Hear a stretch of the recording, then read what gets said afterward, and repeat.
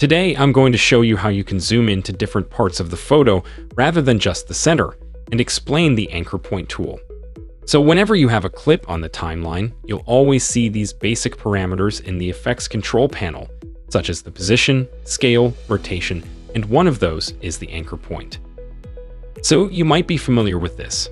So if you ever have your selection tool active, highlight the anchor point or whatever parameter, and you're in the program window, you should see the little blue outlines come out.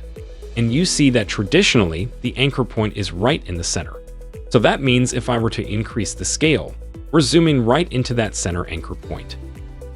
Now, if you ever want to reset any of these parameters, just hit this little reset parameter button on the right side.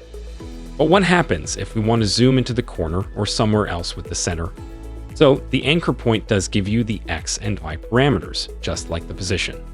But if I were to use the parameters, for example, move the X over to the left and move the Y up to like the horizon, we'll see that since the position didn't change, we kind of get out of frame. And it does scale into that new anchor point. I also need to move my position back over so that we're kind of back in frame, so to speak. But a quick tip I'm going to show you on how to do this is if I just reset everything back to normal, is if you just have your selection tool active and you're in the program window, you can simply drag that anchor point around and you'll notice the video still stays in frame, because if you watch in the effects control panel, when you do it this way, it'll automatically adjust the position and the anchor point so that it stays in frame.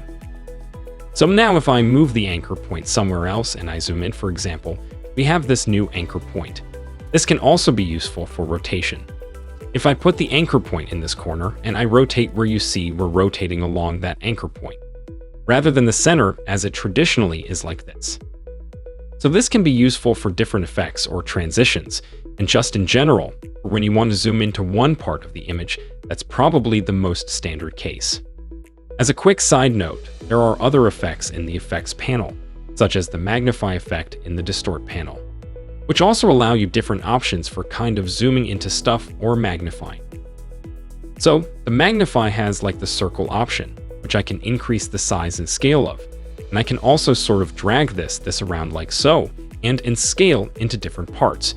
That's more like a magnification rather than a zoom of the entire clip. And remember, you can also use the same concept for when you're working with text or graphics.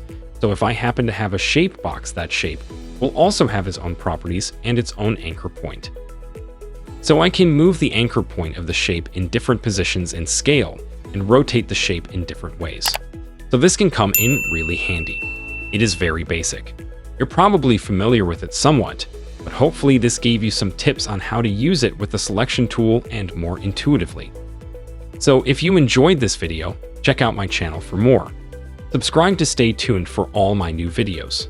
Thank you so much for watching, and I'll see you in the next one.